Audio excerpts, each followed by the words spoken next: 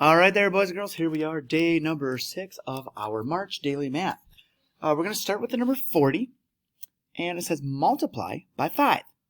Well, 5 times 4 is 20, but we're doing 5 times 40, so place value, we have to add another 0, right? The power of place value, don't underestimate it. Now it says to subtract 119 from 200. Well, let's bring that over here, and let's just do it the old school way here, okay? We have 200, and we are going to take away 119. All right, well, we don't have enough there, so we have to borrow, which makes that a 10, right? Now we can borrow from that 10 and make this one a 9, and we have 10. So 10 minus 9 is 1. 9 minus 1 is 8. And sorry, that's a 1, my bad. 1 minus 1 is 0. We don't need to write that down. So we're just going to have 81. And then 81, it says divide by 9. Well, what times 9 is 81? We could think of it like that, right? Well, we know that 9 times 9 is 81. So our last number is going to be the number 9, okay? Number 3, do mental math all the way back from, geez, the beginning of 3rd grade, right? It's amazing. Study this. Okay, let's study. 3 times 4 is 12. 30 times 4 is 120. 300 times 4 is 1,200. Oh, we just kind of did that there, didn't we? With the 5 and the 40 and the 200. Anyway, so what's 4 times 6? 24. Very good. So 40 times 6 would also be, that's like 4 tens times 6, so that's 24 tens.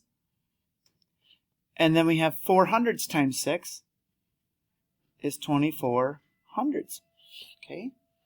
The power of place value. It's coming at you again. Use these numbers to make 5 3-digit numbers that are all less than 500. Okay, so I see a 4, a 3, and a 2. So as long as we start our number with either the 4, the 3, or the 2, 4, 3, 2, 4, 3. If I had another one, I'd do a 2. Now we're going to make it a 3-digit number, right?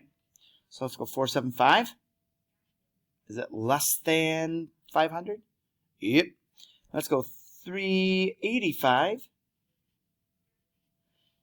298. And let's go 438.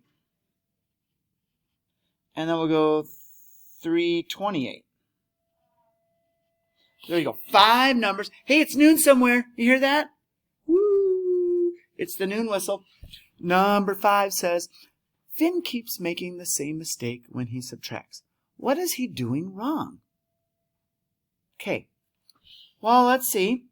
5 minus 8 is 3. 7 minus 4 is 3.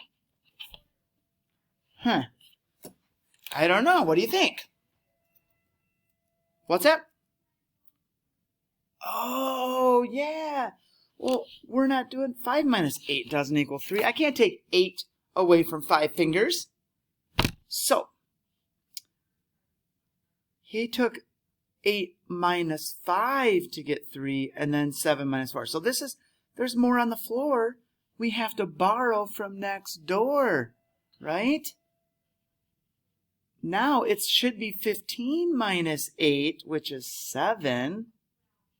And then 6 minus 4, which is 2. So what was he doing wrong? He did not borrow. He forgot to borrow, right?